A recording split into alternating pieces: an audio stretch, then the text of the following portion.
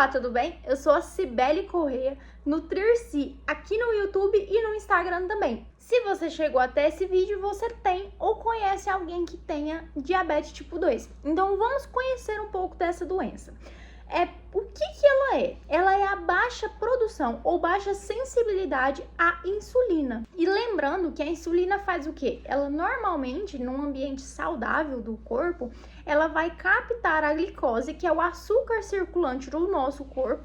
Então ela vai estar circulando ali no sangue e vai captar esse açúcar para outros lugares que o corpo precisa. Por exemplo, músculo, órgãos e aí cérebro principalmente.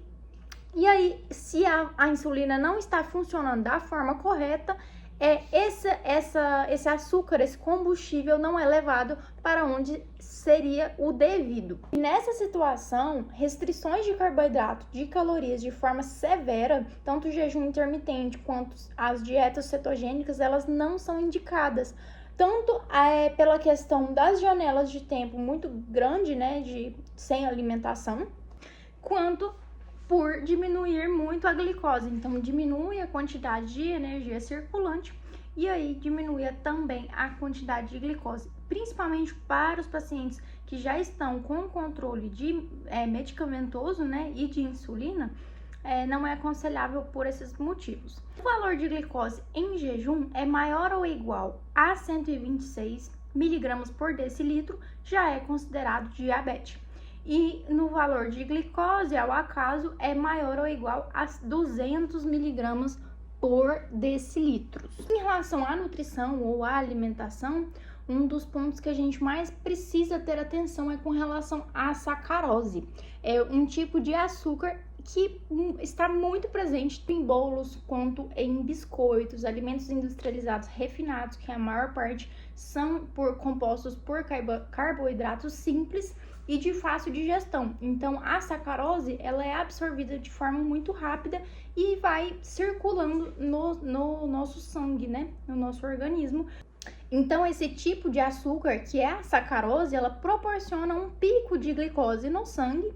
E aí, se não tem a insulina para dar suporte, vai ficar um quadro de hiperglicemia. E quais são os cuidados que a gente deve ter, então? A gente priorizar os carboidratos complexos e os carboidratos integrais. Então, não se deve retirar de forma completa os carboidratos, eles são muito importantes, principalmente combustível aí para o nosso cérebro, porém, a gente deve se atentar quais carboidratos a gente vai incluir na alimentação. Outro elemento importante da nossa alimentação, principalmente para quem é diabético, é a questão das fibras. Ela vai atuar tanto na prevenção quanto no tratamento, porque as fibras, elas induzem a questão da diminuição do pico glicêmico. Vai ter um maior controle da glicemia por conta das fibras. Então, é psyllium, aveia, cereais integrais, frutas, hortaliças, legumes, sementes também, como a chia, a linhaça, elas são super importantes nessa questão do aporte das fibras. Proteína de boa qualidade é super importante e na quantidade apropriada. Eu não vou entrar em questões de quantidade aqui, porque para cada caso é um caso. Então, vão ter pacientes com lesão renal, por exemplo, já é outra questão em relação à proteína. É super importante, porém, cada pessoa tem uma necessidade específica da quantidade de proteína. E proteínas adequadas. Então, não é qualquer fonte de proteína que é recomendado. São recomendadas proteínas de boas fontes. Em relação ao controle de consumo de gorduras saturadas. Então, gorduras saturadas vão ser provenientes de quais alimentos?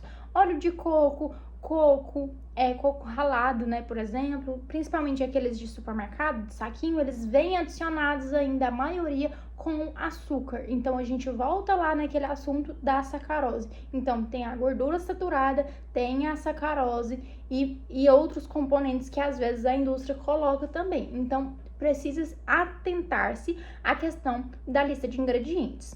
O que a gente vê aqui como controle e prevenção, então? A gente não retira os alimentos por completo, a gente faz trocas inteligentes. Então, no caso das gorduras saturadas, a gente prefere o quê? A gente prefere óleos vegetais, como de canola, de soja, a gente prefere peixes magros ao invés de carnes gordas, carnes gordurosas, de bovinas, por exemplo.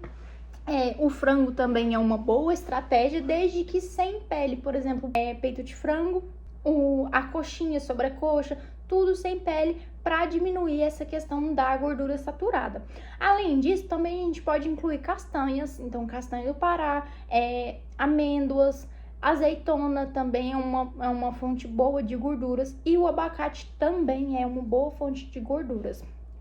O que a gente precisa evitar, então, de forma bem resumida? Sorvete, chocolate, creme de leite, alimentos de baixa qualidade, industrializados. Então, ficar bastante atento com relação à lista de ingredientes.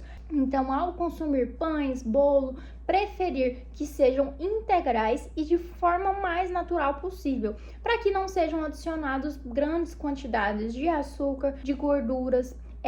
E em relação à moderação com leites integrais, de preferência usar o leite desnatado ou semi-desnatado, que venha com menos quantidade dessa gordura saturada que a gente conversou. Queijos brancos que tem menos quantidade também de gordura do que se a gente comparar com o cheddar, por exemplo, que ele vem com a gordura bem mais alta. Então, queijos que têm a coloração mais amarelada, eles possuem mais gordura. Outro detalhe é com relação às carnes vermelhas. As carnes vermelhas, elas naturalmente têm mais gordura saturada do que as carnes brancas. Então, é outro detalhe que a gente precisa se atentar. Então, carne de porco, carne bovina, são carnes que possuem mais gordura saturada, independente de ter mais gordura aparente ou não. E aí a gente tem outro ponto de atenção, que se tiver a gordura aparente, ainda mais a gente tem que ter esse cuidado em relação ao consumo. Janelas de alimentação muito extensas, então ficar sem se alimentar por muito tempo pode piorar o caso da diabetes. Por quê?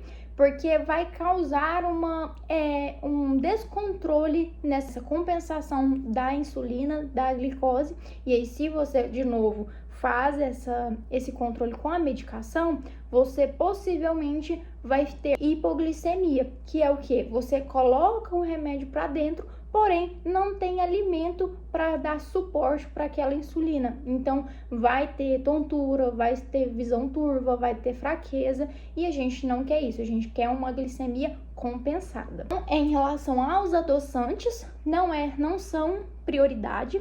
Então, a prioridade é que a recomendação principal é que se reduza os açúcares, prefira boas fontes de carboidrato. Os adoçantes, na verdade, eles vão vir como um apoio.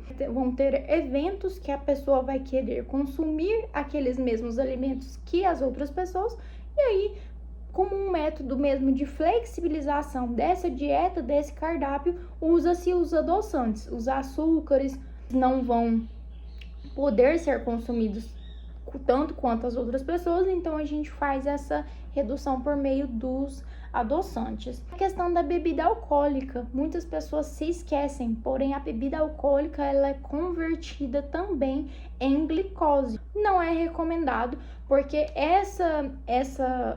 se 1 grama de álcool, cada 1 grama de álcool vai ser convertido em 7 calorias, que vão virar glicose, então também não é recomendado o uso de bebidas alcoólicas.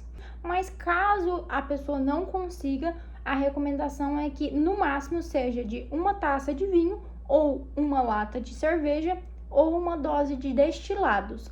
Então, 45 ml de dose de destilado. Esse vídeo, então, foi para trazer algumas informações para vocês sobre a diabetes. E também para ressaltar a importância do nutricionista, do acompanhamento nutricional com relação a essa doença que hoje em dia está tão comum. Para além dos medicamentos, a gente tem que ter esses mecanismos de controle e prevenção em relação à diabetes. E se você gostou do meu conteúdo, curta aqui, compartilha com seus amigos e lá no Instagram, nas outras redes vizinhas, eu também estou com esse mesmo arroba, então pode ficar ligadinho aí com a gente.